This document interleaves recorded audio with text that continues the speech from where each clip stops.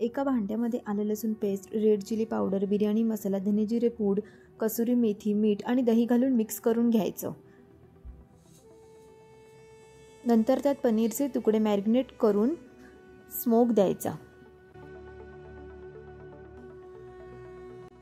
नंतर मॅरिनेट केलेले पनीरचे तुकडे शॅलो फ्राय करून घ्यायचे।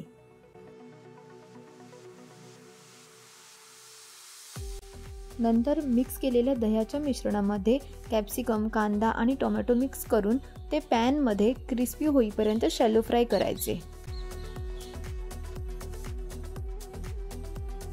कढईमध्ये तेल गरम करून उभा चिरलेला कांदा चांगला लालसर होईपर्यंत परतून घ्यायचा।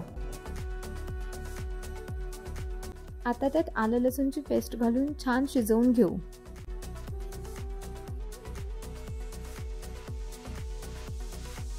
आता रेड चिली पावडर आणि बिर्याणी मसाला घालून परतून घेऊ।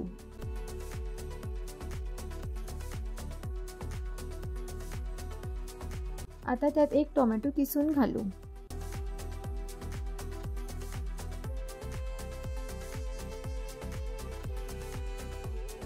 आता दुसऱ्या बाजूला एका पातेल्यात पाणी उकळून घेऊ। नंतर त्यात खडे मसाले, अर्धा लिंबाचा रस व त्याची साल, एक स्लीट केलेली हिरवी मिरची आणि मीठ टाकू। नंतर त्यात 1 तास भिजवून ठेवलेले बासमती तांदूळ टाकून भात छानपैकी शिजवून घेऊ।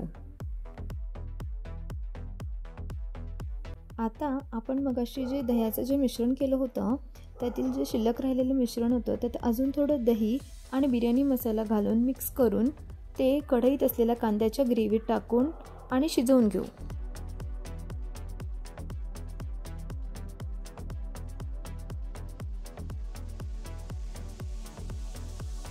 आता आपल्या तयार झालेल्या ग्रेव्हीमध्ये फ्राईड पनीरच्या तुकड्यांचा एक थर लावू। मग त्यासोबतच फ्राईड भाज्यांचाही थर लावू। आता त्यावर शिजलेल्या भाताचा एक थर लावून घेऊ।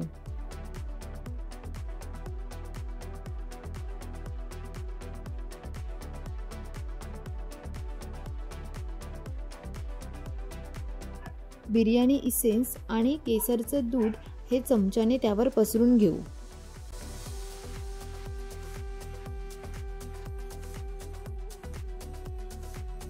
आता त्यावर कोथिंबीर आणि पुदिना पसरवून घेऊ। स्मोक देऊन झाकण लावून आता 15 मिनिटं कमी गॅसवर शिजवून घेऊ।